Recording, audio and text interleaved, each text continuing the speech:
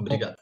Imagina. Pessoal, então vamos lá, né? Vamos começar a retomar o tema de onde nós paramos. Vou compartilhar uma tela aí com vocês. Acho que eu aprendi a fazer, né? A melhorar o tamanho da tela. Então, por favor, me digam se está de um tamanho melhor que da última aula. Espero que esteja.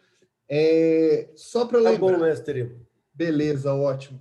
Na realidade, gente, é porque eu tinha que inverter a tela, é porque eu uso duas telas aqui, e a outra, ela ficava em pé para eu ler em formato de página, mas aí eu inverti, ficou legal. Melhorou para vocês também. Bom, o que acontece, galera, na nossa última aula, não é? Nas nossas últimas aulas, na realidade, a gente trabalhou muito como é que funciona a estrutura de uma norma jurídica, tá? Voltando lá no comecinho, nós falamos, olha, norma jurídica não é aquilo que está lá na lei. Aquilo que está lá na lei é um enunciado, né? Foi aí que nós começamos. Nós vimos essa noção de enunciado, de proposição, nós vimos que a norma jurídica é algo estruturado, né? Norma jurídica é algo estruturado em um formato que a gente fala que é um formato hipotético condicional, tá? Um formato hipotético condicional. Se algo acontecer, então vai implicar uma relação jurídica. É hipotético condicional, uma hipótese que implica uma consequência. Nós vimos que ao ler esse suporte dos enunciados normativos, que a gente chama de leis, né? Esses suportes dos enunciados normativos, nós conseguimos construir normas gerais e abstratas, normas abstratas e gerais. Por que normas abstratas e gerais, gente? Porque são normas que se aplicam a situações indeterminadas, mais determináveis, e implicam relações jurídicas não individualizadas, relações jurídicas gerais. E, a partir do momento em que eu pretendo fazer o direito incidir sobre as relações sociais, né, sobre as situações que acontecem no corpo da sociedade, tá joia? O que acontece? Eu preciso transformar essas normas, que eram normas abstratas e gerais, em normas concretas e individuais. Normas concretas e individuais. É esse o fenômeno que nós chamamos, de modo geral, de fenômeno de subsunção, tá joia? Subsunção da norma ao fato, né? É até melhor do que do fato à norma. Por quê? Da norma ao fato. Porque nós, né? E aí quando eu falo nós, eu estou falando em nome de agentes competentes, né? Aquelas pessoas que possuem competência para tanto, elas fazem incidir as normas jurídicas sobre as relações sociais, tá? Então, sujeitos competentes, aqueles sujeitos autorizados pelo ordenamento, eles fazem incidir as relações sociais, tá? Eles fazem incidir as relações sociais, as normas jurídicas sobre as relações sociais, as normas jurídicas sobre as relações sociais. Mas como esse movimento funciona, né? Na aula passada eu falei para vocês, funciona basicamente de acordo com esse joguinho que eu coloquei aqui na tela, né? Que eu falo que é um joguinho infantil, mas um jogo que ajuda a gente a pensar no fenômeno da subsunção da norma ao fato, tá? Em que a autoridade competente, sujeito competente, vai fazer o quê? Vai fazer incidir, tá? Essa norma jurídica sobre um fato. Então, imaginem que a norma jurídica, tá? Imaginem que a norma jurídica é essa caixinha e que os bloquinhos são os fatos, não é? O que o agente competente vai fazer? Fazer incidir a norma jurídica sobre o fato, encaixar o fato na norma jurídica, encaixar a norma jurídica no fato, pegar o bloquinho e colocar, ver se encaixa, ver se dá liga, tá joia? E aí a gente fez alguns testes a respeito disso, não é? Desse fenômeno da aplicação da norma. O primeiro teste que eu fiz com vocês foi com relação a uma norma penal. Eu falo que o direito penal, como ele é um direito que a gente costuma ter muito contato, né?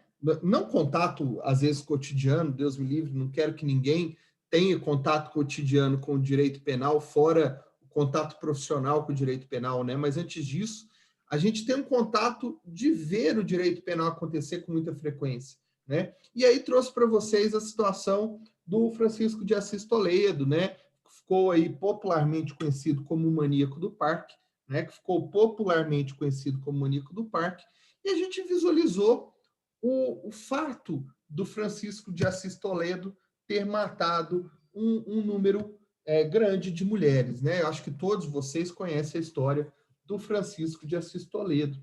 E o que que a gente fez, né? O que que a gente fez, basicamente, retomando? A gente pensou de que forma, tá joia?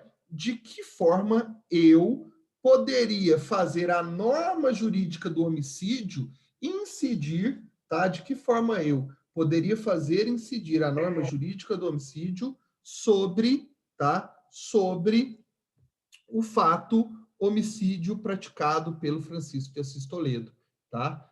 Sobre o fato homicídio praticado pelo Francisco de Assis Toledo. E, basicamente, a gente fez duas construções, não é? Eu projetei na tela para vocês e vou projetar novamente, tá? Projetei na tela para vocês e vou projetar novamente. Basicamente, o que a gente fez, pessoal, foi isso que está na tela de vocês, não é? Primeiro, a gente construiu a norma geral e abstrata, tá? Deve ser que, se um sujeito matar outra pessoa, então o Estado tem o direito de exigir do autor do delito o cumprimento da pena.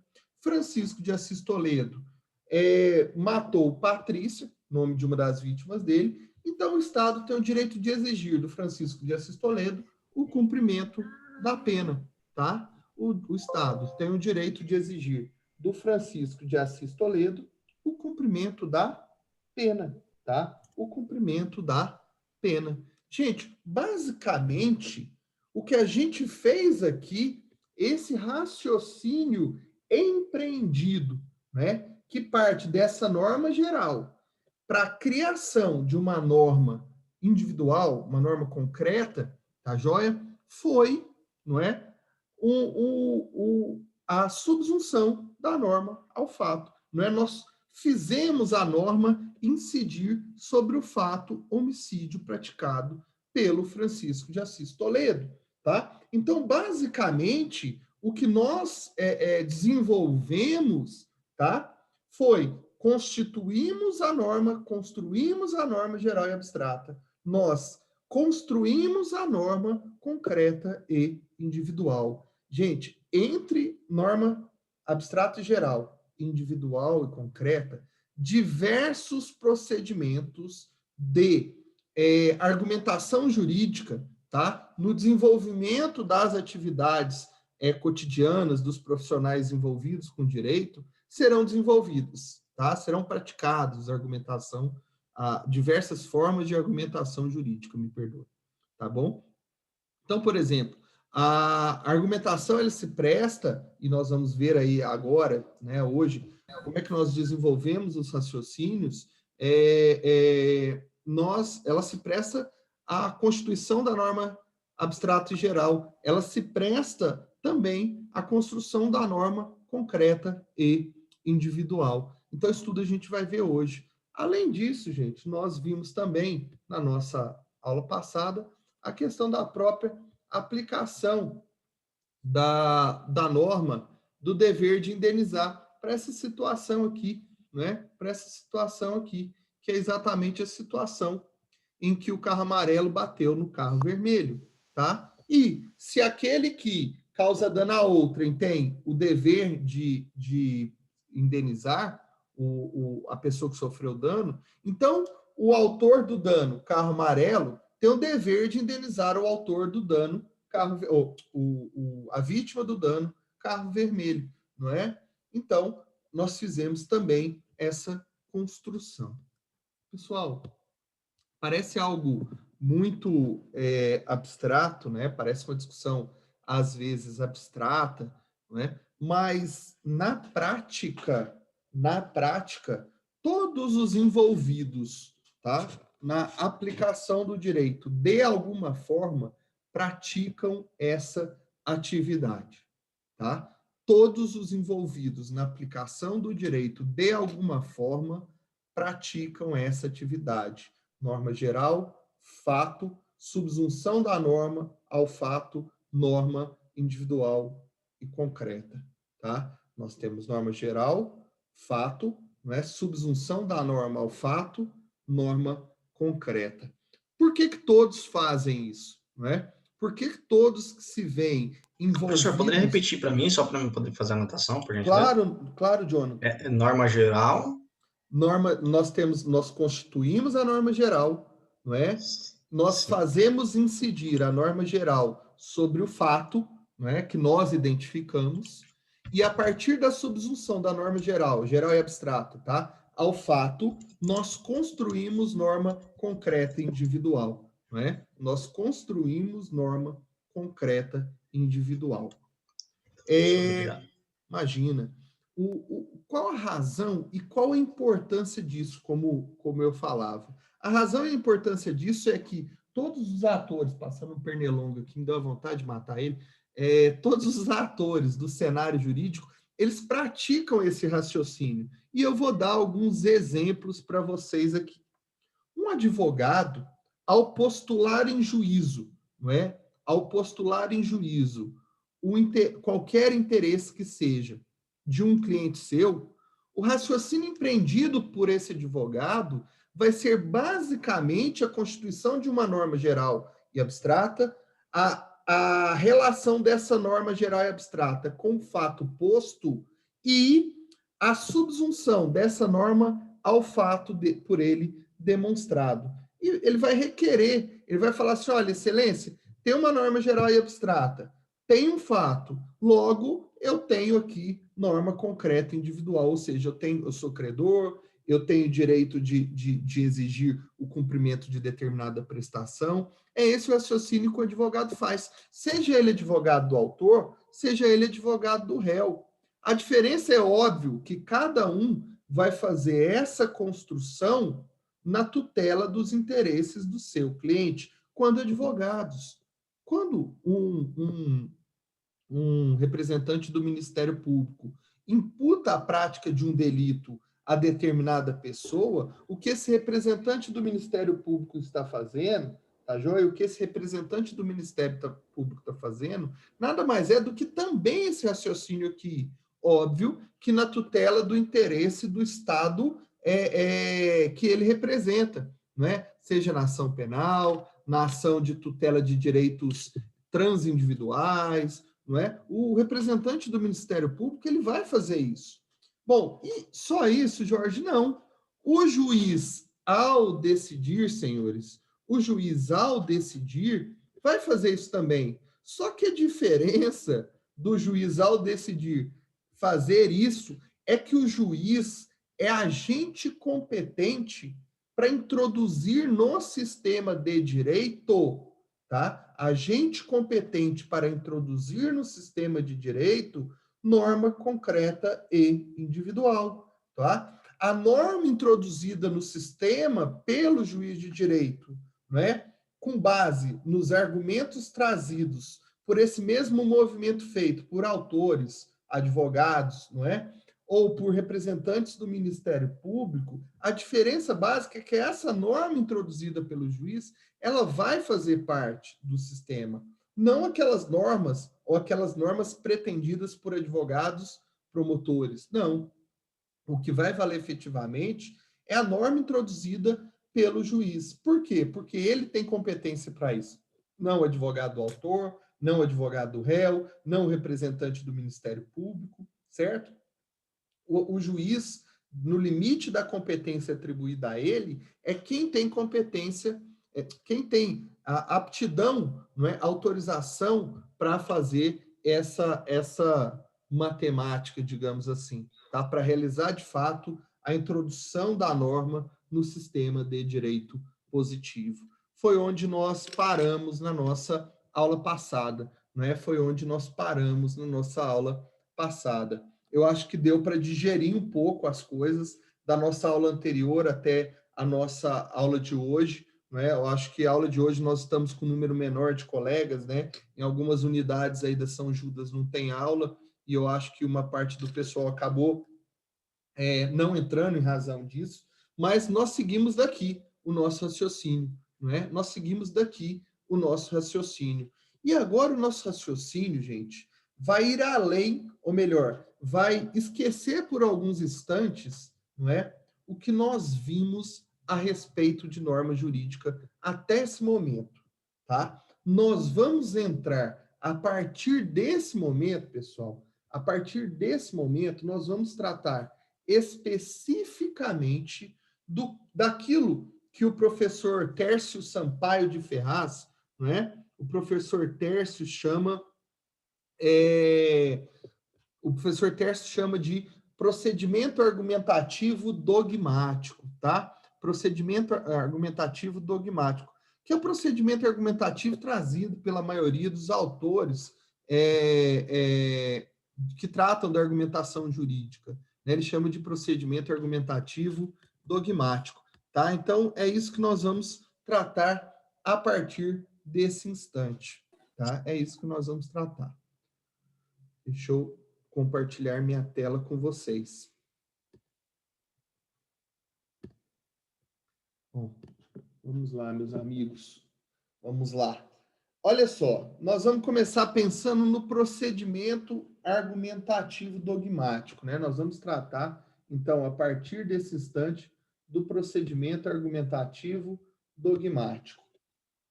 O que é o procedimento argumentativo dogmático? Mas antes disso, o que significa argumentar juridicamente falando? Argumentar, gente, no sentido vulgar, digamos assim, né? No sentido que está aí no dicionário, tá? Argumentar é tecer argumentos, trazer argumentos, né? Constituir uma argumentação no intuito, tá? No intuito de convencer alguém, tá? Então, argumentar é trazer argumentos, é tecer argumentos, é tecer comentários, mas no intuito, tá? No intuito de fato, tá? De fato convencer alguém. Bom, quando eu falo que argumentar é tecer argumentos, é trazer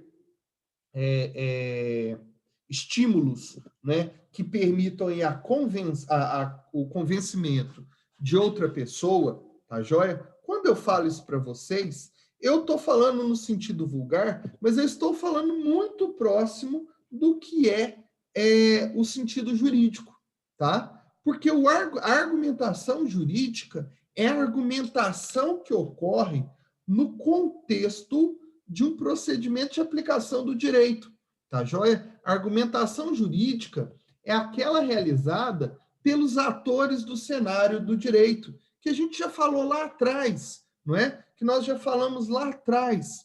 A argumentação jurídica é realizada por todo aquele que se propõe a trabalhar com o direito, que se propõe a tratar do direito, que se propõe a tocar o direito. A argumentação jurídica ela é indispensável, não é? Ainda que nós façamos ela ou pratiquemos ela, tem mesmo. Ô, gente, quem tá com o microfone ligado, eu peço gentileza só para desligar, porque senão fica um zumbido esquisito aqui no meu ouvido. Mas retomando. Então, olha só, ainda que nós façamos de alguma forma, ou pratiquemos de alguma forma, essa argumentação jurídica sem sequer ter consciência dela, não é? Nós praticamos a argumentação sem ter consciência da argumentação. E aí, o que nós estamos fazendo aqui hoje, basicamente, não é? É olhar para a argumentação realizada. Como é que se opera essa argumentação? Não é? Como é que funciona essa argumentação? Como é que essa argumentação vai nos levar ao convencimento de alguém, não é? Que também vai aplicar argumentação jurídica. Então, é isso que nós estamos fazendo aqui hoje, olhando para o procedimento argumentativo. Tá joia? Bom, aqui, vamos lá. Bom, tá aí, não é? Vamos falar da argumentação jurídica. A argumentação jurídica, gente, olhando a argumentação jurídica de fora, não é? A argumentação jurídica de fora, nós pensamos que a argumentação jurídica, tá? Nós pensamos que a argumentação jurídica é constituída de etapas. E eu gosto de falar que a argumentação jurídica é constituída de etapas, mas que essas etapas, elas são etapas, são recortes que nós fazemos apenas para fins didáticos, né? Porque na prática essas etapas às vezes não são claramente identificáveis, ou por vezes essas etapas elas se confundem um pouco. Mas aqui, olhando do alto, nós fazemos recortes para quê? Para tentar visualizar como acontece a argumentação jurídica e de que modo nós podemos desenvolvê-la. E nós temos, então, uma primeira etapa que a gente chama de traslatio, né? Eu acho que tem um N ali depois do A, né? Antes do S, né? Nós temos um traslatio aí, que é muito parecido com o translation do inglês, né? Que é a própria tradução, tá? Que é a própria tradução. Percebam que o procedimento argumentativo ele é seguido por perguntas. E a primeira pergunta ou tradução é olhar para o fato, não é? Olhar para o fato ou para os fatos e tentar enxergar nesses fatos postos se nós temos realmente, né? Se de fato nós temos, até ficou repetitivo, mas se de fato nós temos aí um problema jurídico, não é?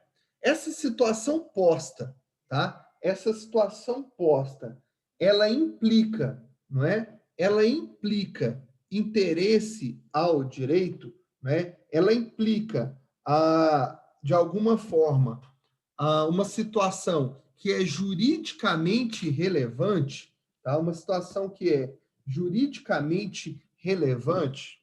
Por que que essa etapa é importante? Essa etapa é importante, ela é significativa porque eu só continuo o raciocínio jurídico, né? Eu só continuo a pensar no desenvolvimento dessa lógica jurídica, tá? Eu só continuo o desenvolvimento dessa argumentação jurídica na medida ou à medida em que, nesse primeiro momento, eu reconheço a necessidade ou a necessidade não, mas o próprio interesse do direito em regulamentar ou trazer algo a essa situação de fato. Percebam que se eu não reconhecer nessa situação de fato algo que interesse ao direito, eu deixo de pensar em argumentação jurídica. Eu posso exercer qualquer outro tipo de argumentação, mas não uma argumentação que se preste para fins jurídicos, que se preste à solução de determinado embate, tá? De determinada contenda, de determinada lide. Então, é por essa razão que eu faço essa primeira etapa de reconhecer no fato uma situação jurídica posta. Olha só, gente, é basicamente o que vai fazer um promotor de justiça quando uma pessoa qualquer o procura e relata fatos, não é? E o promotor vai identificar dentro desses fatos situações jurídicas relevantes. É basicamente isso que nós fazemos, advogados, quando alguém nos procura no escritório e nós identificamos entre essas situações fáticas que nos são relatadas, situações jurídicas que são relevantes. Nem tudo aquilo que um cliente me conta é relevante para o direito, mas entre aquilo que ele me conta e aquilo que eu identifico, eu faço recortes, identifico fatos que são juridicamente relevantes. Eu diminuo o fato por ele posto, não é, o fato social, a um fato juridicamente relevante, fazendo recortes, tá? Fazendo recortes. Então, por exemplo, vou pegar um exemplo. Não é muito a minha praia, tá? Direito de família. Mas imagine, né, que uma pessoa procure um advogado, isso é muito comum.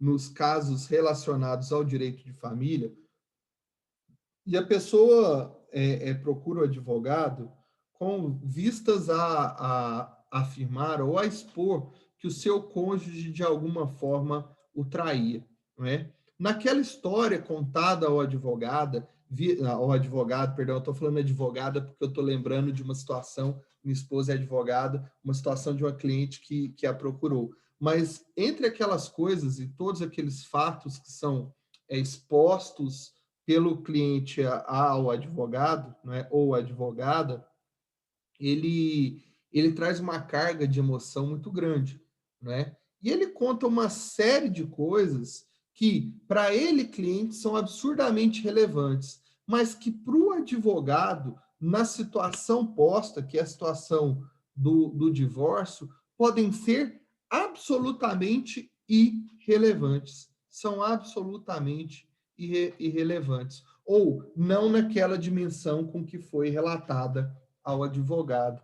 Então, perceba que o advogado vai fazer é pegar aquela história, às vezes, carregada de emoção, carregada de sentimento. Nesse caso, professor, que o senhor falou falar, de irrelevante, irrelevante seria o caso da traição, hoje seria irrelevante, né? Porque, depende do contexto, Jonathan. Até boa a sua pergunta. Mas, porque hoje não tem como você pedir indenização por indenização tem. traição. Por traição tem? Tem. Indenização tem, né? Mas não tem como, por exemplo, pedir a imputação de responsabilidade penal, por exemplo, o que no passado já foi crime, não é? O adultério, crime de adultério. Hoje não. O adultério, penalmente falando, é absurdamente irrelevante, tá? Mas efeitos civis existem, né? A pessoa que pratica o adultério de alguma forma e expõe o cônjuge ao ridículo, ela pode causar para esse cônjuge dano moral, tá joia? Ah, entendi, Tá? tá bom, senhor, E se obrigado. ela pratica esse dano moral, ela tem que indenizar, certo? Então, isso é interessante pensar. Foi até ótima a intervenção do Jonathan aqui para a gente pensar. Olha como a relevância para o direito muda. Então, se ele procura, se essa pessoa que é vítima, né, de adultério, ela sofre adultério, né, pelo seu cônjuge, o cônjuge pratica adultério, antes se ele procurasse um criminalista, o criminalista ia falar para ela, olha, vamos, sei lá, vamos procurar apresentar uma... Ih, gente, agora chegou na parte dura, o Dalton tá por aí. Dalton, como é que é o nome da petição inicial da ação penal privada, meu amigo Dalton? Me salve nessa hora, que fugiu o nome da bendita agora. Só buscando lembrar, gente, que o advogado ia falar que ia entrar com ação penal privada, se fosse o caso, não é? Eu nem sei se era o caso. Mas hoje em dia, se essa mesma pessoa procurar um criminalista, né, digamos que seja um criminalista que só faça direito penal, só trabalhe com direito penal, essa parte da história para ele é absolutamente irrelevante. Absolutamente irrelevante. Por quê? Porque ele não vai identificar, ou ele não tem condições de identificar, dentro do relato que foi trazido pelo cliente, algo que seja relevante para o direito, não é? Algo que seja relevante para o direito. Assim como o faz uma pessoa que se dedica aí ao direito de família, por exemplo, não é? Que vai, queixa-crime, valeu, Dalton, que vai reconhecer nos fatos relatados, né? Que vai reconhecer nos fatos relatados uma situação juridicamente relevante. Essa é a primeira etapa, tá? Essa é a primeira etapa da argumentação jurídica, tá? Essa é a primeira etapa da argumentação jurídica.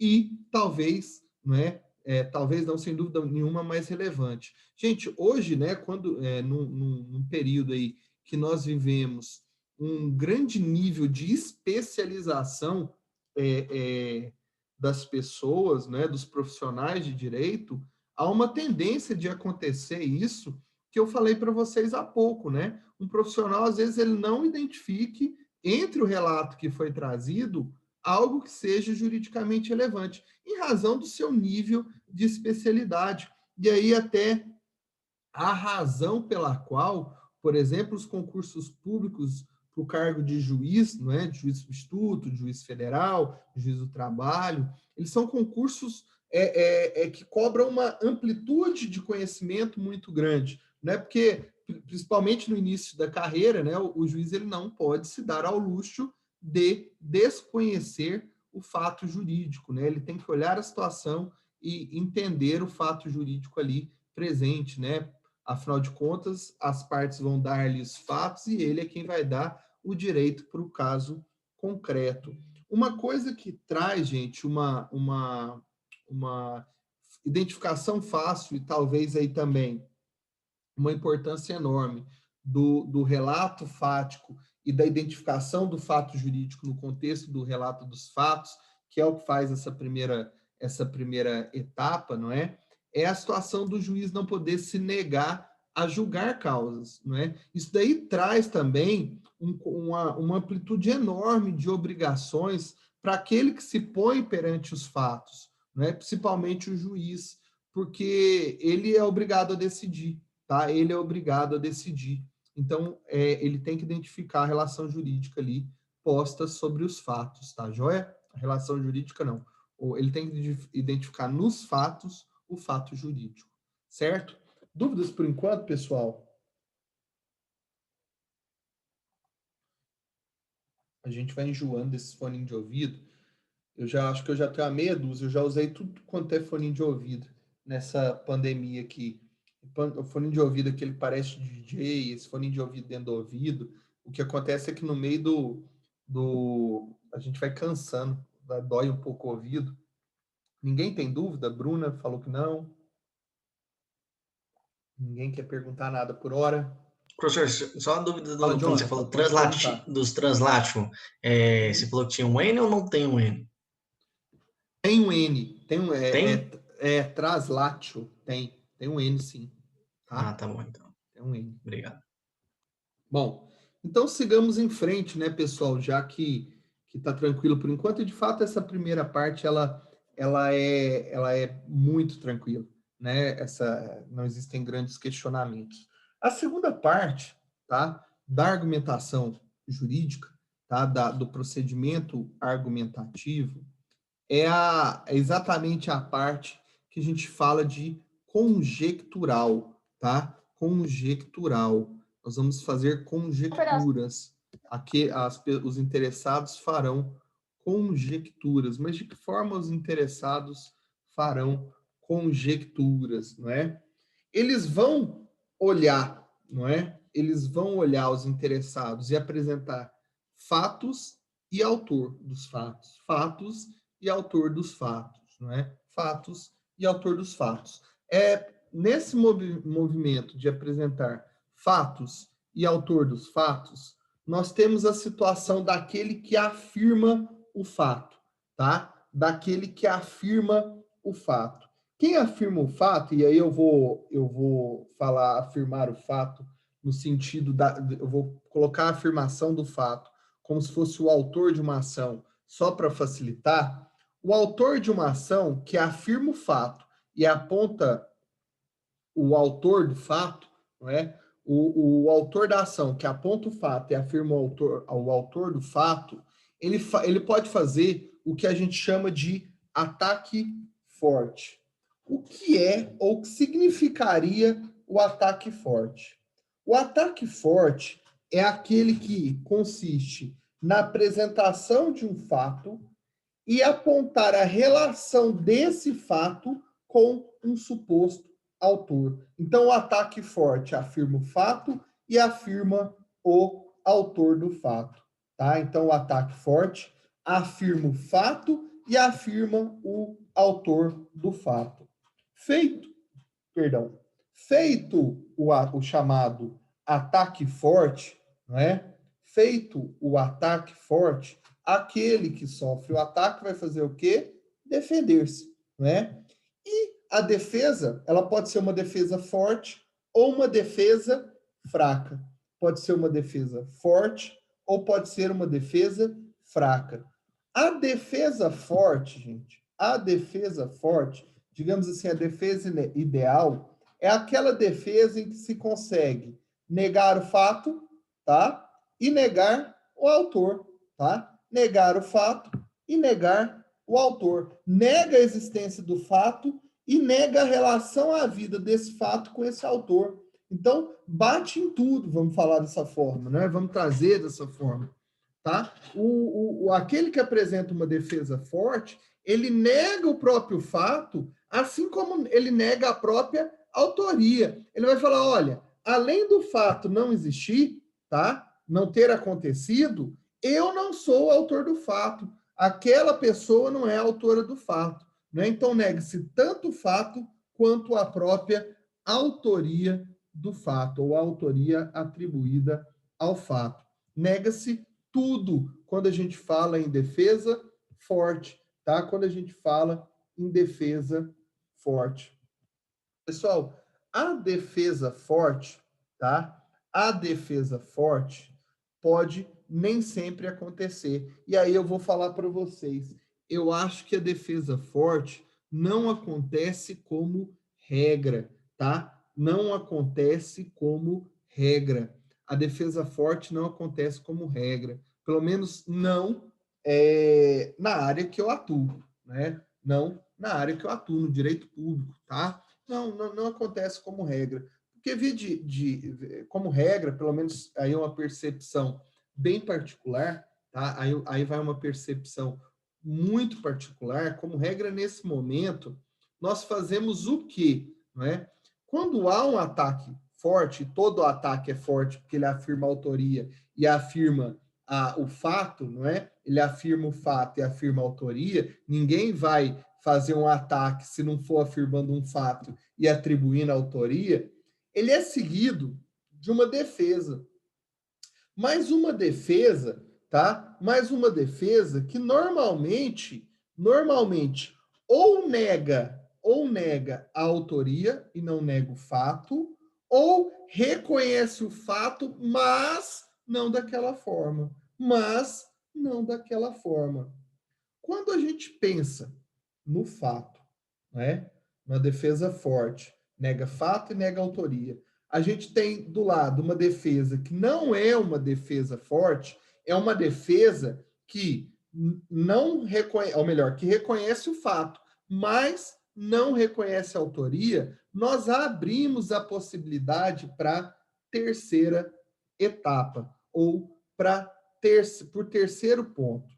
Por que a terceira etapa do processo argumentativo? Na segunda etapa, né, quando eu penso, tá, na segunda etapa, na conjectural, eu estou pensando em um ataque forte, numa defesa forte, tá? Ou uma defesa fraca que negue a autoria, reconhece o fato, mas nega a autoria. Mais ainda, gente, mais ainda, pode ser que eu reconheça o fato, reconheça a autoria, mas eu não reconheça a autoria ou o fato daquela forma que foi apresentada. Então, olha só, vamos imaginar a situação para tentar esclarecer essa segunda etapa e para retratar o início da terceira etapa que nós já vamos ver, tá? O início da terceira etapa que nós já vamos ver. Imagine que um representante do Ministério Público propõe uma ação penal atribuindo ao Jorge, por exemplo, tá? Atribuindo ao Jorge a prática do crime de roubo, atribuindo ao Jorge a prática do crime de roubo. Bom, pessoal, olha só.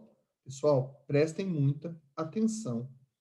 Digamos, então, que o Jorge compareça para apresentar defesa. O que seria defesa forte? Eu nego que o fato existiu e nego ser o autor do fato. Isso é uma defesa forte, tá? Eu nego a autoria e nego a própria existência do fato. Eu nego o fato e nego a autoria. Eu posso ter, do lado dessa defesa forte, se eu não conseguir, eu posso ter uma defesa fraca. Digamos que o fato ocorreu mesmo, houve um roubo lá, mas não fui eu o autor do roubo. Então, eu não nego o fato, roubo, mas eu nego a autoria atribuída ao fato.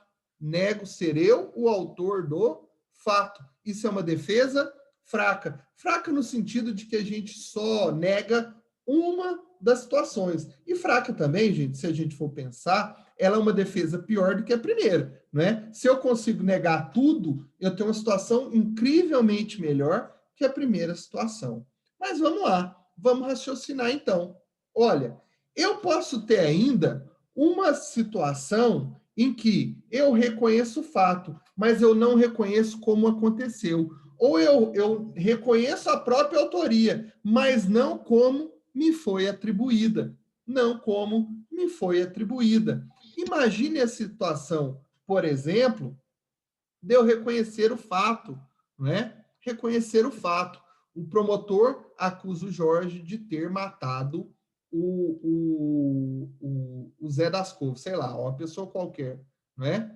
Eu reconheço que matei o fato, mas em legítima defesa. Mas em legítima defesa. Percebam que eu não nego o fato, eu não nego a autoria, eu nego a qualificação atribuída ao fato, a forma como o fato ocorreu, a forma como o fato ocorreu. Vamos pensar diferente, não é? Uma pessoa me acusa de ter causado dano a um bem dele, né, na condução de veículo automotor, tá? Na condução do veículo automotor. Eu não nego o fato, não nego a autoria, só que falo o seguinte: não foi da forma com que ele contou, porque eu estava desviando de uma ambulância que passou e eu só causei dano em razão disso, não é?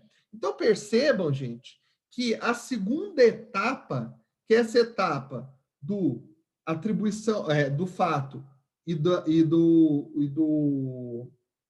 fato e do autor do fato, fato do autor do fato, em que eu posso negar o fato, eu posso negar a autoria, mas eu posso atribuir uma qualificação diversa ao fato ou uma qualificação diversa à autoria, eu passo para uma terceira etapa, não é? E que a gente chama de terceira etapa de definício, não é? Ou definição. A terceira etapa é que vai ocorrer a própria definição e efetivamente é definição, porque é esse o ponto que às vezes mais vai interessar ao direito. A segunda etapa, ela abre a oportunidade à terceira etapa. Percebam que na segunda etapa, as discussões são fatuais, não é? As discussões são fatuais, são a respeito dos fatos. Na terceira etapa, tá? Na terceira etapa, eu vou pensar, tá? Eu vou pensar na relação fata e na relação fato com sentido atribuído pela norma. Na segunda etapa, eu penso no fato em si, mas na terceira etapa eu vou pensar na relação desse fato com a norma jurídica. Pessoal, aqui nessa terceira etapa é que são travadas as grandes discussões tecno-jurídicas, tá? As discussões típicas do direito, não é? Do sentido, por exemplo, do sentido de vida, né? Nós tivemos aí uma arguição de descumprimento de preceito fundamental que tinha o objetivo de determinar em que momento começava a vida. Era importante determinar isso para que essa relação fato com a previsão jurídica ela possa acontecer da melhor forma possível. Não é? É aqui, por exemplo, que no direito tributário a gente costuma distinguir, tá? A gente costuma distinguir o estabelecimento comercial do estabelecimento para fins de incidência do ICMS. É aqui nessa terceira etapa, por exemplo, que se trava a discussão sobre o reconhecimento ou não da união entre pessoas do mesmo sexo, né, como um instituto jurídico, um casamento ou uma união estável, por exemplo. É aqui na terceira etapa que eu brinco que o jogo do direito ele acontece, tá? Que o jogo do direito acontece. Por que é nessa terceira etapa, então? E aí nós vamos começar a pensar algumas coisas agora, né? Aqui, até agora, parece que eu tenho uma pergunta aqui, deixa eu só dar uma olhada. O Leonardo, uma defesa pode se iniciar forte e se tornar fraca. Ô, Leonardo, você vai entender isso bem, mas eu posso eu acho que eu não tenho certeza se a maioria de vocês estudou processo civil, né? Mas a gente tem processo civil que o momento da defesa é o momento em que o réu tem que articular toda e qualquer argumentação que se preste à sua defesa, né? Então, é muito comum a gente ver defesa que funcionaria mais ou menos assim, ó, não existiu fato, ou não fui eu o autor do fato. Mas se existiu fato, assim, não existiu fato, mas se existiu fato, não fui eu o autor. Mas se existiu fato e o fato foi atribuído a mim, ou seja, fui eu o autor, o fato não aconteceu dessa forma, tá? O fato não aconteceu dessa forma. Ou eu não agi da forma com que foi, com que está falando o autor. Então, essa sucessão de alternativas são sucessões de defesa, que começa forte e que termina fraco, tá? E que termina fraca, tá joia? Ela começa forte e termina fraca. Então, assim, eu não que uma defesa comece forte e termine fraca, mas na mesma peça eu vou suceder a apresentação de defesa forte e fraca e eventualmente com opções de defesa mais fraca, tá? Então é essa técnica que a gente emprega numa defesa, certinho? Não que ela comece forte e termine fraca, mas ela alterna a apresentação de argumentos fortes com argumentos que são mais fracos, certinho? Deu para entender, Leonardo?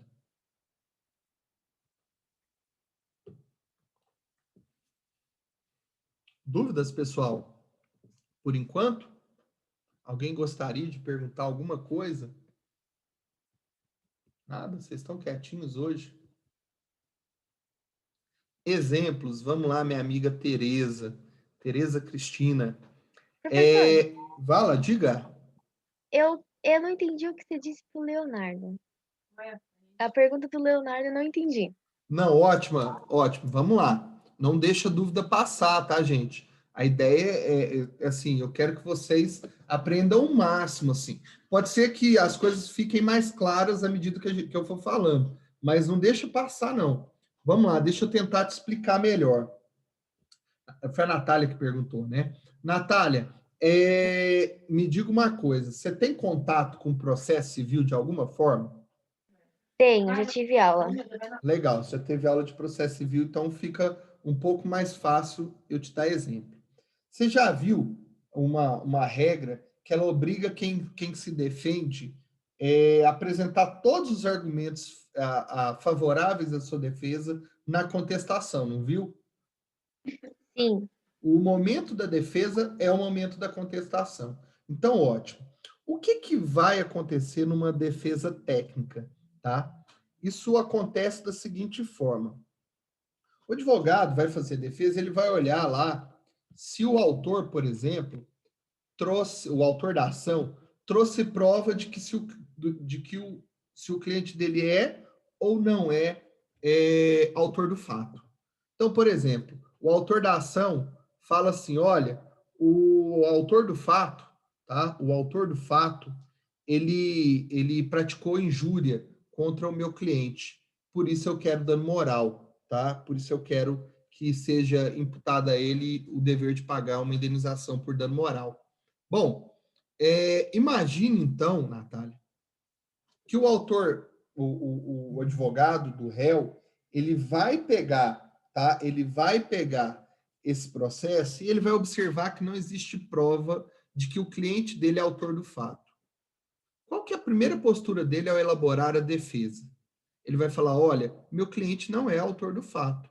Ou ele vai falar assim, olha, esse fato nunca existiu. Se não tiver prova no processo de que a defesa, o fato aconteceu. Por que ele vai fazer isso? Porque ele vai tentar fazer uma defesa forte. A melhor defesa não é negar a autoria, a defesa mais forte, eu diria, é aquela que nega a autoria, né, e nega o próprio fato, né? Essa defesa é chamada defesa forte, tá? Pelo menos nós estamos tratando dessa forma aqui. Por que ele está fazendo isso? Porque não tem prova nem da autoria nem do fato, né? Então ele nega ambos.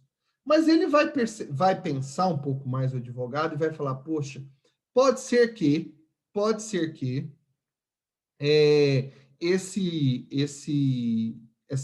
essa pessoa, né, pode ser que meu cliente tenha feito isso, e pode ser também que essa pessoa consiga produzir prova em audiência, consiga levar testemunha. Então, se eu só negar o fato, ou só negar a autoria, e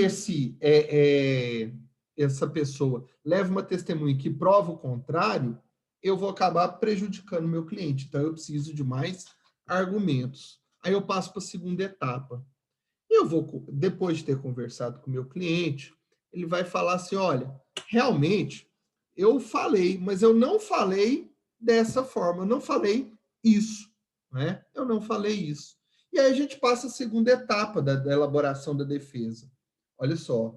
Então, primeiro eu neguei o fato, depois eu neguei a própria autoria do fato.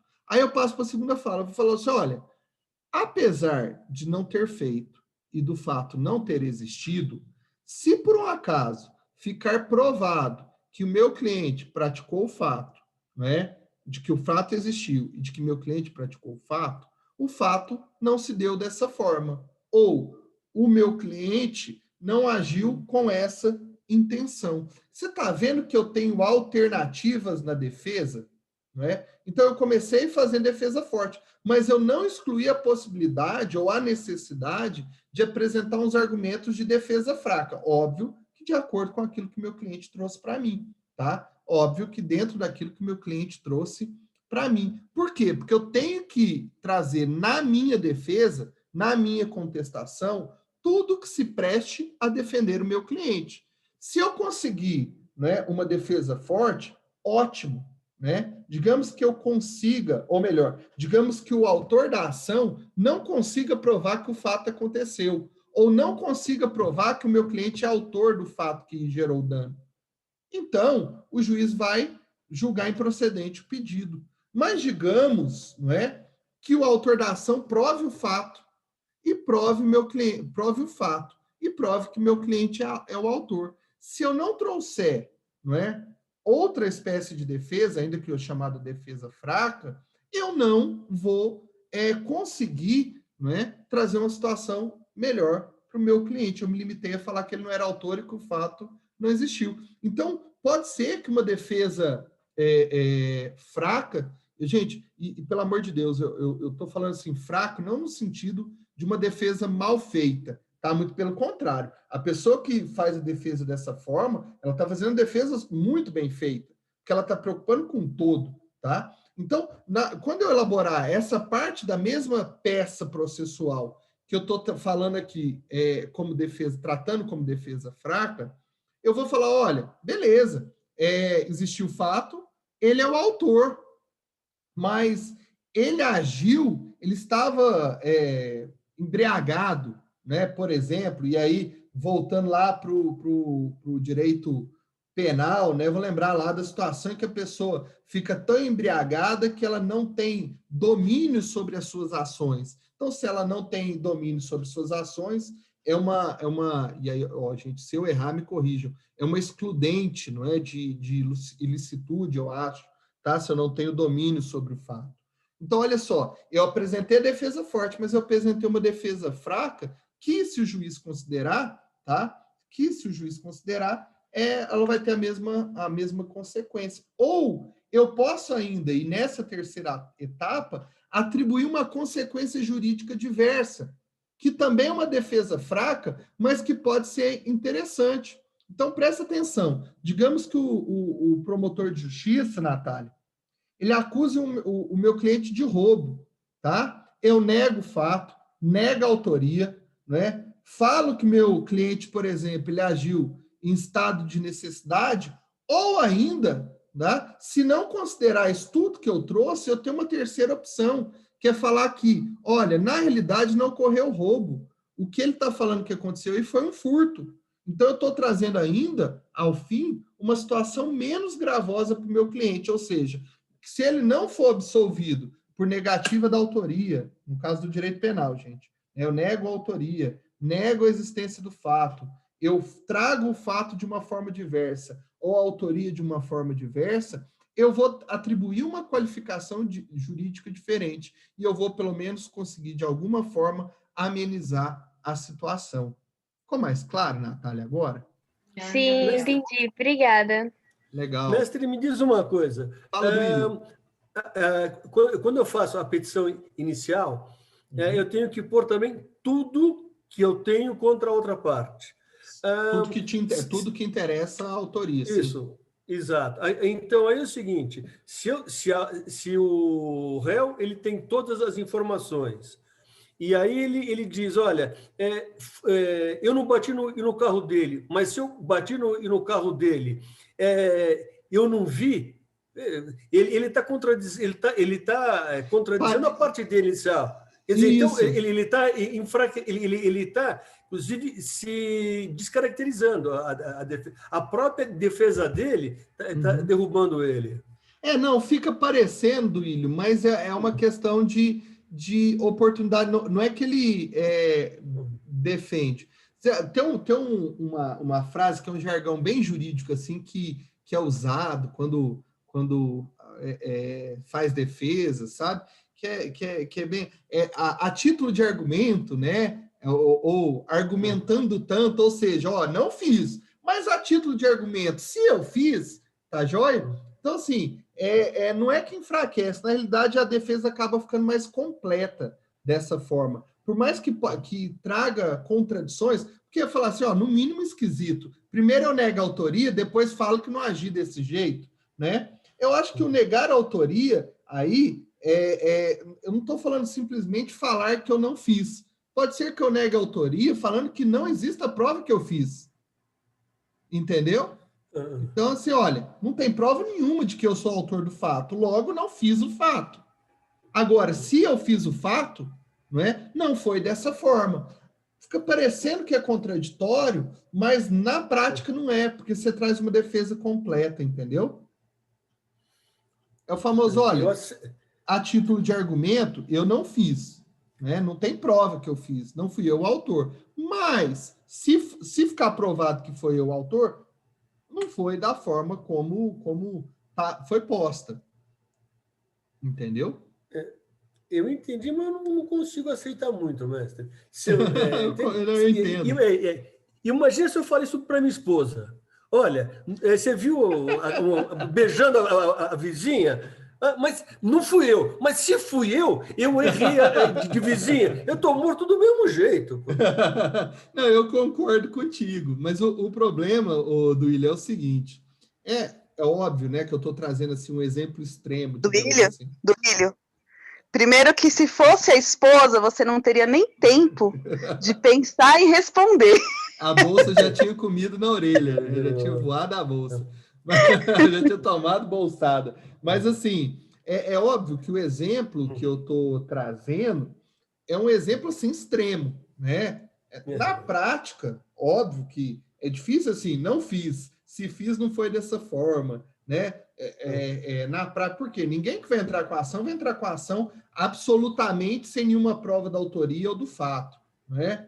Então, assim, mas apesar de ser uma situação extrema, no processo civil, por exemplo, no processo do trabalho, né, até no próprio processo penal, tem a questão do princípio da oportunidade, né? A defesa a contestação é a oportunidade em que o réu tem de defender-se. Então, ele tem que usar todos os argumentos postos à sua disposição. Então, por exemplo, quando alguém entra com uma ação de indenização por danos materiais contra um cliente meu, qual é a primeira coisa que eu vou fazer? Eu nego o direito. Eu vou negar, falar, não tem direito.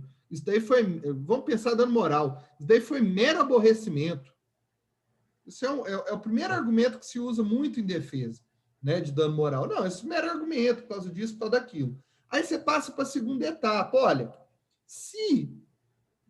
juiz, se você considerar, então, apesar disso, se você considerar que houve dano moral, o dano moral não é quantificado dessa forma que o réu está pedindo, que o autor está pedindo. Então, ele está pedindo 1 milhão, eu vou falar que ele vai pagar um salário mínimo, por exemplo. Entendeu? Então, eu tenho gradações da defesa. Entendeu?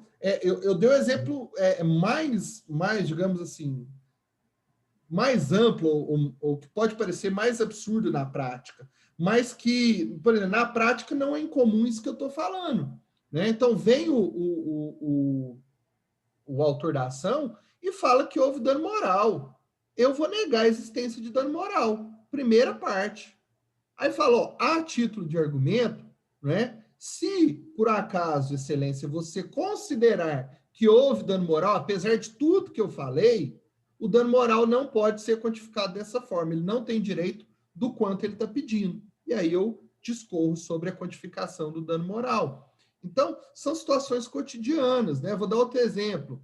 É comum empregado pedir indenização por direito de imagem ou acumulada com dano moral em razão do uso de uniforme com propaganda, porque ele fala que ele está fazendo propaganda para a empresa. Isso é o pedido padrão, tem muita reclamatória trabalhista que vem com esse pedidinho. Acumula dano moral com direito de imagem.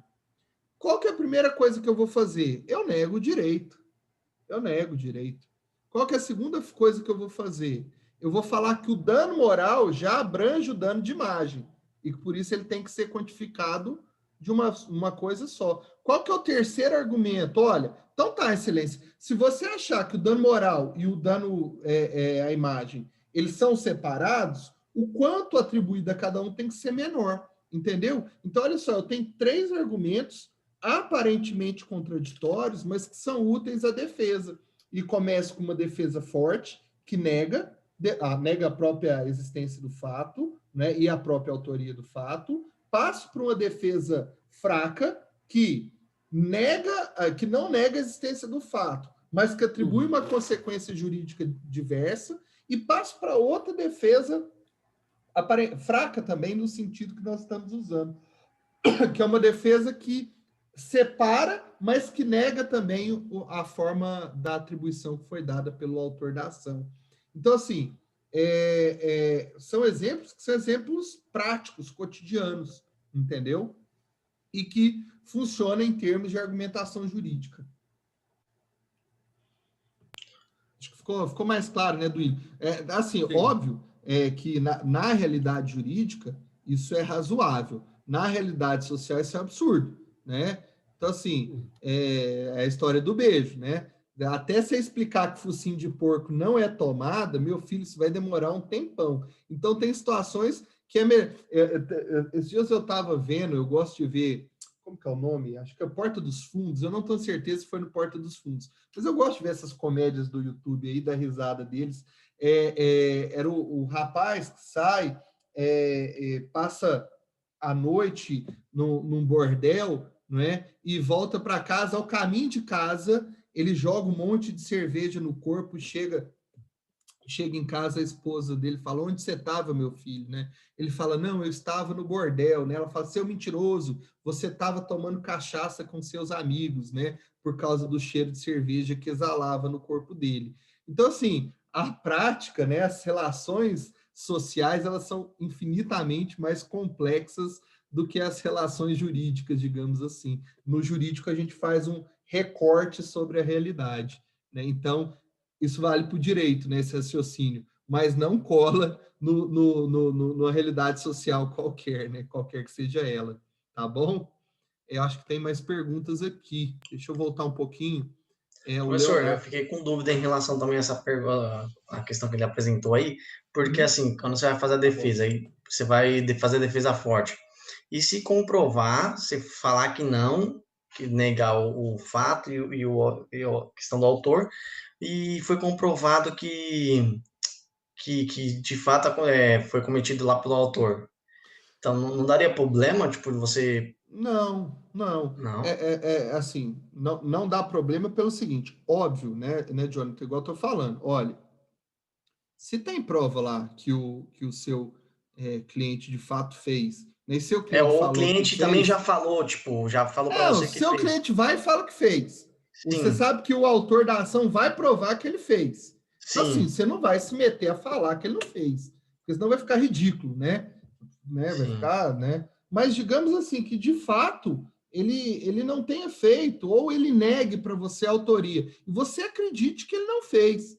né? Ah, Você de fato entendi. acredite que ele não Entendi. fez. Então, nem toda vez, nem todas as vezes vai Não, dar para não, entrar isso com. é uma forma possível, né? Sim, A questão de sim, apresentar toda a defesa quando da contestação é uma questão de oportunidade, não quer dizer que sempre você vai negar autoria, não quer dizer que você sempre vai negar entendi. o fato, não. Óbvio, se você puder negar fato e autoria, você tem que negar fato e autoria, porque isso é o que a gente Sim, chama de defesa forte, né? sim. Mas aí Mas vai se você não depender do puder, que o cliente apresentar, né? mas digamos, chega até, ó, digamos que o Jonathan vire um criminalista. O negócio do Jonathan é mexer só com direito penal. Chega até o cliente lá e fala assim, ó, doutor, eu fui lá e tomei a carteira do rapaz. Beleza. Então você sabe que tem autoria, né? E que ele praticou um delito. Vem o Ministério Sim, Público e fala que foi roubo, né? Roubo, ela implica uma ação violenta, até onde eu lembro, gente, tá? Roubo implica uma ação violenta. Não tem prova da violência, você vai falar que houve o quê? Você vai falar que houve furto. Então, você não vai negar o fato. Falar assim, olha, excelência, o fato não aconteceu dessa forma, não houve violência, então a qualificação jurídica é outra, tá? A qualificação jurídica é entendi. outra, tá? Entendi. Tá bom, professor. Obrigado, hein? Imagina, Jonathan, o Leonardo acredito que o caso se enquadra na situação da acusação do Robinho. Acho que a defesa dele alegou que o fato não existiu, mas posteriormente, com a existência do estupro constatado, a defesa busca tirar a responsabilidade do jogador. Eu acho que é bem isso, tá, Leonardo? Acho que é bem isso, né? Bom, como pode ser que o advogado estava vendido ou foi técnica de defesa mesmo, né? Mas começou com uma defesa forte, depois primeiro ele nega o fato, depois ele negou a autoria. Acho que o caso do Robinho é bem esse mesmo. Paula, na defesa, a pessoa irá rebater somente os fatos que foram apresentados pelo autor da ação. Conforme for apresentado o fato, ela irá... Não, tá? Paula, assim, gente, a gente está falando de argumentação jurídica, eu não estou falando de defesa técnica, tá? Não estou falando de defesa técnica, mas aproveitando a oportunidade, né, a pergunta da Paula, na realidade, assim, num processo qualquer que seja ele, o autor tem uma oportunidade para atribuir o fato, o réu tem uma oportunidade para se defender. O autor tem que falar tudo que ele quer na inicial, o réu tudo que ele quer na defesa, tá? Tudo que se presta à defesa dele naquela oportunidade. Não tem várias oportunidades. O movimento, apesar de ser dialético, ele não é tão dialético assim, não é toda hora. Ah, então você fez isso, tá? Não fica esse vai e volta, não, tá?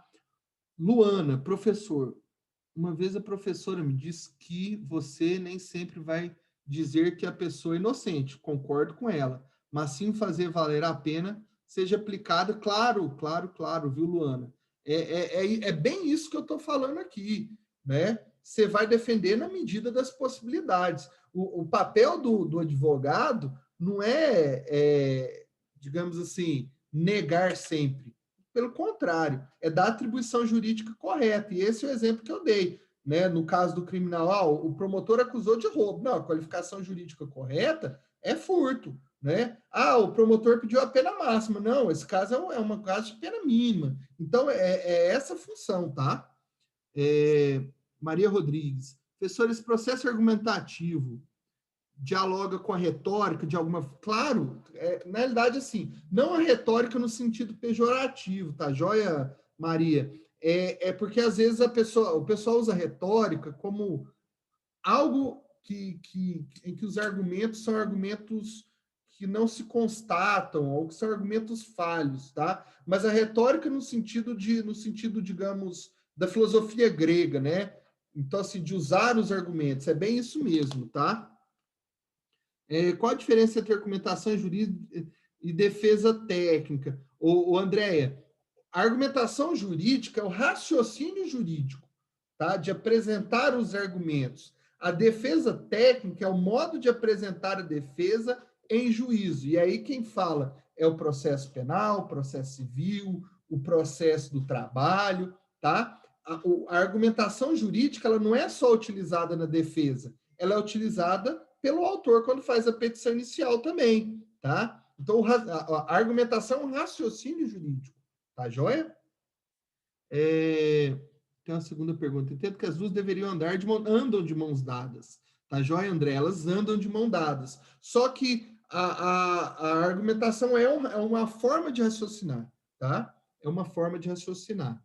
Estela, no caso, a pessoa comete o fato, ó, professor, no caso, a pessoa comete o fato, não nega, mas diz que não foi daquele jeito. Usar a argumentação jurídica para diminuir a sentença pode ser considerada defesa forte? Estela, o que eu estou atribuindo aqui de defesa forte ou fraca é forte porque nega. Não é assim, não é que eu estou falando que a defesa forte é boa e que a defesa fraca é ruim. Eu estou falando defesa forte no sentido de negar a autoria e o fato, tá? Não que seja uma defesa ruim ou uma defesa boa, tá? Em termos de raciocínio, a gente chama de defesa forte e defesa fraca, tá bom? Diminuir a pena é uma defesa boa, tá? E apesar de ter sido utilizado aí um argumento de defesa fraca que a gente fala, tá? O argumento é de defesa fraca, tá joia? É isso que eu quero que vocês compreendam, tá? Quem mais, gente? Mais dúvidas? Não deixe passar as dúvidas, não. Vai ter chamada? Vai, eu vou passar a lista já. Nath. Deve ser Natália, eu imagino. Que vem o nomezinho, gente. Mais dúvidas? Sem dúvidas? Sem dúvidas? Bom, então vamos, só para a gente fechar essa ideia do raciocínio empreendido, tá? Do raciocínio empreendido. Nossa, deu soluço agora. Deixa eu passar para vocês o restante do slide, mas até que, de certa forma, até a gente já começou a trazer isso aqui nos exemplos que eu dei para vocês. Olha só, não é?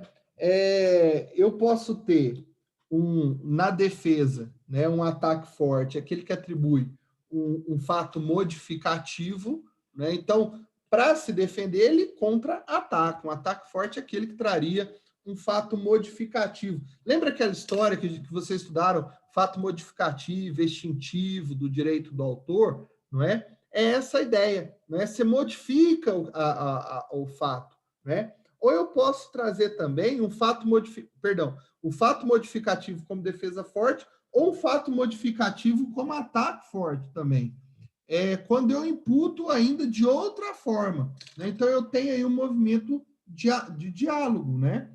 Eu vou trazer modificações aos argumentos que são trazidos. Então o autor falou de um jeito, vem o réu e fala que foi de outra forma, tá? Vem o réu, fala que foi outra forma, e na impugnação o autor fala, não, na verdade foi de uma forma absolutamente diversa, que eu não falei no primeiro momento, que era desnecessário, né? Que só reforça o que eu falei. Então é um movimento que é exatamente esse movimento que eu estou falando aqui, trazendo aqui para vocês, esse movimento de vai e volta, né? Isso é argumentação jurídica, tá? Isso é argumentação jurídica. Pessoal, ficou tudo claro aqui dentro, entre o que a gente já tratou? Deixa eu já pegar o link aqui. Já está caminhando para o final. Claro. Duílio, ficou legal aí? Entendeu legal? A Jéssica estava aparecendo aqui para mim também. Sim, mestre. Entendi sim. Obrigado. Imagina. Pessoal. Bom, olha só. Isso daqui que a gente está vendo, né? Então, assim, eu quero que vocês guardem. A gente está falando de uma forma de raciocinar. Isso daqui é a forma de desenvolver um raciocínio jurídico, né? A gente chama de argumentação jurídica. Eu vou usar isso tanto para uma petição inicial, quanto para uma contestação, quanto para um parecer, tá? A argumentação jurídica, ela é utilizada, não é? Eu vou usar essas questões, eu vou desenvolver esse raciocínio. Então, a argumentação jurídica é o modo de pensar a aplicação do direito, tá? A gente vai ver na próxima aula, né? Nossa, na próxima semana, né? Eu já estou ficando confuso com essas histórias de feriado, mas semana que vem o feriado é na segunda-feira, né?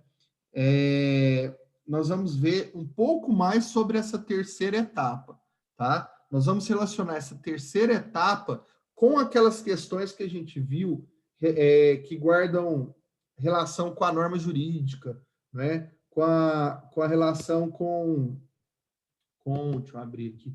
É que eu estou abrindo a planilha aqui, falando a planilha de presença, gente. E como diria minha esposa, homem não foi feito para fazer duas coisas ao mesmo tempo. E eu sou obrigado a concordar com ela. Pelo menos eu, né? Não sei vocês aí. Eu tenho que pensar uma Professor, coisa de cada vez. Maria, eu tem poderia fazer uma pergunta? Claro, deve. Me ocorreu que as partes podem ter provas concretas, e essas argumentações eu não poderia estar lançando em função das provas que eu tenho em mãos? Ótima sua colocação. Na realidade, ninguém vai trazer argumentos, e aí a gente falando especificamente de um processo, tá? É óbvio que ninguém vai trazer argumentos se não tiver fundamento em prova. O máximo que você vai fazer e trabalhar são questões relacionadas a ônus da prova. Igual eu falei aqui, não tem prova no processo e eu acho que é possível negar a autoria, eu nego a autoria. Não tem prova no processo e eu acho que é possível negar o fato, eu nego o fato. E aí eu estou usando o ônus da prova, né? Agora, se eu tenho prova da autoria e prova do fato, né, eu consigo provar que o fato não aconteceu desse jeito? É uma outra situação. Então, os argumentos, eles sempre são trabalhados com base nas provas admitidas em direito, sem dúvida nenhuma, tá? Os argumentos, eles não são trazidos aleatoriamente, digamos assim, porque senão você acaba prejudicando no final das contas, tá? Perfeito. Eu participei de um processo, professor, em Legal. que o advogado, eu era ré, o advogado trouxe vários argumentos, mas não eram verdadeiros. E aí na hora da audiência, eles foram... todas as testemunhas negaram tudo, usaram essa técnica, né? Negaram os fatos, nada. Mas aí o juiz e a minha advogada, com habilidade, eles foram fazendo perguntas, e aí eles foram se contradizendo, e no final eles falaram tudo ao contrário do que haviam dito no início da audiência. Essa questão da prova é relevantíssima. Eu vou dar até um exemplo aqui interessante. Pode terminar, eu te cortei porque eu lembrei e veio na minha cabeça aqui. Então, eu acho que em termos assim concretos, isso é extremamente importante, porque é o que pesa, né? Assim eu entendo, Claro. que o juiz quer provas. Não. Né? A verdade ela é constituída, gente, com base em provas. Né? A verdade, seja o que verdade for, tá? E eu não estou falando só de verdade jurídica, ela é constituída com base em provas. Tá? A prova é relevantíssima para tudo na vida da gente. Gente, tem alguém que está com o áudio ligado aí. Desliga, por favor. O que acontece? Eu ia trazer um exemplo aqui, que é um exemplo interessante. Certa feita, um cliente me procurou aqui no escritório para que eu fizesse uma defesa, porque uma ex-funcionária entrou com a reclamatória trabalhista e o acusava no processo de assédio sexual. E era uma situação gravíssima, gente, que estava retratada no processo, né? Pra vocês terem ideia, havia uma foto no processo, que era a foto de um pênis, que a mulher falava que esse pênis era do meu cliente e que meu cliente teria mandado essa foto para ela. Então, só para vocês verem o nível da discussão, né? E era um processo que tinha muitas implicações, não só jurídicas, né? Por exemplo, se a esposa do meu cliente acreditasse naquela história que estava retratada no processo, né, ela ia separar dele, ia trazer consequências ultra negativas para a vida do meu cliente. Bom, o que aconteceu foi o seguinte, fiz a defesa e tal, né? Óbvio que eu neguei, e de fato, meu cliente nunca tinha feito aquilo, tá? Porque eu fiz questão de perguntar também, acho que ele teria que me falar, não era só uma questão de prova, mas para vocês verem a importância que a prova tem no processo, fui fazer audiência, e quem tinha que provar a situação que deu, a situação assédio sexual, era o autor da ação. O ônus de provar era ele. Não era só ele colocar lá no papel, né, a mulher colocar lá, advogado, lá colocar no papel que houve assédio sexual, tinha que provar o assédio, né? O juiz do trabalho, muito cauteloso, chegou lá no dia da audiência, perguntou, tem proposta de acordo? Por razões óbvias, né, meu cliente não quis fazer acordo, a mulher falou que não tinha acordo, advogada, né, da parte contrária, da autora da ação, e aí o que aconteceu? O juiz perguntou para o autor, né, a senhora tem testemunhas, tem provas a produzir? A advogada falou que não tinha provas a produzir. O juiz virou para mim e falou, doutor, o senhor gostaria de provar alguma coisa? Eu falei, não, excelência. No momento em que eu falei não, excelência, acho que o meu cliente quis me matar. E ele externou isso, né? Ele externou ficou revoltado. Ele falou, como assim? Eu tenho que provar que eu não fiz isso, né? E eu falei, pedi calma para ele, olha, pode deixar que eu sei o que eu estou fazendo, né? E ele ficou desesperado e tal, o juiz percebendo a situação, muito cuidadoso, né? Falou assim, o seu fulano de tal, eu entendo o que o senhor quer, mas eu vou negar o seu pedido em razão do que o seu advogado está falando. Eu acho que meu cliente queria me matar naquele momento, né? E aí, o juiz, por razões óbvias, ele encerrou a audiência, ninguém tinha prova a produzir, não é? E liberou.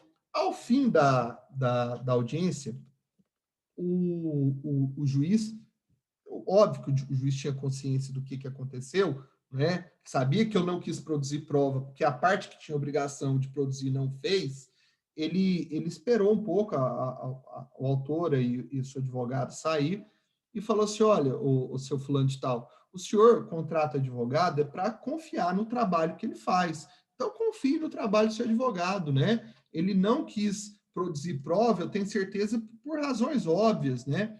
Então, assim, e o juiz teve esse cuidado, e aí eu tive que explicar para o meu cliente depois o que aconteceu. Por que eu não quis produzir prova? Porque quem tinha que provar?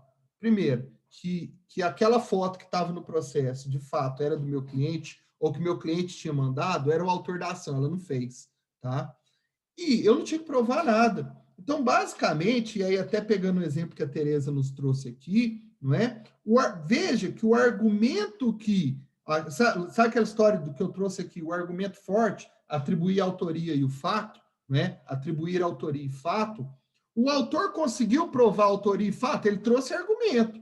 Mas esse argumento que ele trouxe não foi associado à prova. E aí esse argumento forte sem prova não é argumento nenhum, tá? Por isso que eu estou falando, eu estou pensando aqui, gente, em argumento forte, argumento fraco, com a ideia de raciocínio forte e raciocínio fraco, né? Eu não estou pensando ainda no processo e na relação disso com as provas, porque é fato que um argumento forte, né, de uma acusação forte, sem prova, não é argumento nenhum, né? O argumento ele tem que vir associado, óbvio, de prova, tá joia? Então, esse fato é interessante. Só para constar, esse cliente meu, né, a ação foi julgada absolutamente improcedente, né, e né, não tinha outro caminho. E eu juro para vocês, eu insisti várias vezes para o meu cliente me falar a verdade, inclusive depois. Eu ainda brinquei e falei, ó, agora que você não tem perigo de perder a ação, não tem perigo de perder o casamento, me fala a verdade. Ele falou, doutor, nunca fiz isso. Eu falei, então, graças a Deus, deu tudo certo. Tá? Mas só para retratar para vocês. O Leonardo, é isso, só as 3 mesmo, tá? Só as 3 etapas. O professor, nesse caso, também ficaria estranho mesmo, né? Se você falasse de fazer provas, né? Por parte de você mesmo, sendo que a pessoa não até porque porque tem um negócio, Jonathan, que você vai aprender, não sei se já viu, né? Que não tem como fazer prova negativa. Eu não tinha como provar que meu cliente nunca fez aquilo, né? É impossível a prova absolutamente negativa. Eu tinha, para provar que ele nunca tinha feito aquilo, eu ia ter que arrumar um vídeo da vida do meu cliente, durante todo o período que ela trabalhou com ele, como se fosse uma câmera de Big Brother, seguindo ele 24 horas por dia, para provar que o assédio nunca aconteceu. Então, não tem como eu fazer prova negativa absoluta, né? Sim. Então, é impossível. Então, é uma situação que é bem típica, tá? É bem típica. E trazendo aí um pouquinho do que a gente falou também, eu podia ter, primeiro, negado a autoria e negado o fato, e depois negado que, se aconteceu o fato, isso não foi assédio sexual, tá? Digamos que eles namorassem durante o período em que ela trabalhou para ele. Poderia ser uma situação ali dentro de uma relação afetiva entre os dois, né? Poderia ter acontecido sem que configurasse assédio sexual, tá? Óbvio Sim. que com base em provas, tá? Como provar uma coisa que você é impossível, né, Nath? Impossível fazer isso, tá? Quem não deve, não teme.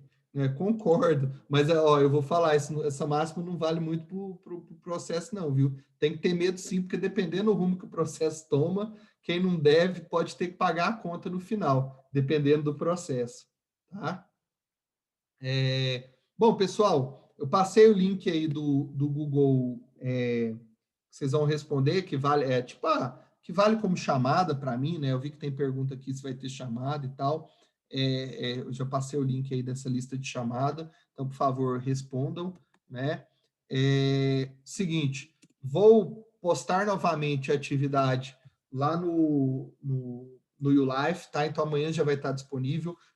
Vai ser 2 atividades, mas eu juro que são 2 atividades curtas, né? Bem curtas, porque a ideia é que vocês treinem a criação de normas, a construção, não criação, a construção de normas jurídicas, tá? Eu quero que vocês treinem esse raciocínio de partir da norma abstrato e geral para individual e concreta, e eu não vou colocar ainda exercício relacionado a essa parte da argumentação que eu trouxe hoje, porque nós vamos trabalhar algumas coisas ainda a respeito dela, tá? Na próxima aula a gente vai trabalhar um pouco mais com relação a essa etapa 3, tá? Mas um pouco mais com relação a essa etapa 3. E nós vamos colocar um pouco de pimenta na argumentação jurídica, que é trabalhar a questão da argumentação e dos princípios. Então, a aula que vem é uma aula muito legal, porque a gente trabalha argumentação e princípios, né? Será que a argumentação com princípios ela é a mesma argumentação jurídica?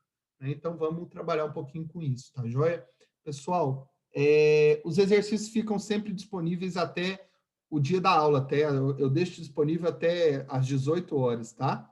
E eu peço, por favor, que façam no YouLife, tá? No YouLife, não é para mandar arquivo, não, tá joia? No YouLife. Obrigado, então, para todo mundo, boa noite, bom descanso. Para quem está fora de casa, volta para casa, né? Mestre, Fala do Ilho. Esses exercícios, eles valem nota ou é só como treino? É como, assim, vale nota em fazer. Eu quero que vocês, de fato, tentem fazer, tá? A ideia é que vocês tentem. Eu vou corrigir, mas corrigir no sentido de não é correção de penalizar ninguém. Muito pelo contrário. Eu quero que vocês apreendam. Tá joia? A minha dúvida era essa também, professor. Beleza, Jonathan, não se preocupe. Tá? Valeu. Pessoal, então, super boa noite para vocês. Bom descanso, então. Fiquem com Deus. Se Boa noite, cuidem dos seus, tá joia? E uma boa semana aí. O mesmo, mestre. Valeu, abração. Tchau, tchau. Professor, só vou tirar uma dúvida, desculpa. Até 10, não tem que pedir desculpa nenhuma, não. As aulas ficam gravadas, ficam disponíveis também no YouLife? Então, eu não sei como é que disponibiliza no YouLife. Eu vou deixar... Eu criei um canalzinho no YouTube só para isso. Aí eu peguei os e-mails todos de vocês, vou cadastrar lá, porque é um canal fechado, tá? E aí eu vou cadastrar, legal. Vocês vão ser notificados. É porque o arquivo fica muito grande, e aí eu estou diminuindo o tamanho do arquivo para postar no YouTube. Tá, e o Cleison, então, não deu certo, porque semana passada eu não consegui assistir. Eu fiz uma lambança lá, não deu certo. Vamos seguir com o YouLife, né? E vamos fazer dessa forma que vai rolar legal. Show de bola. Obrigado, professor. Bom descanso. Boa noite. Tchau. Boa noite. Tchau, tchau.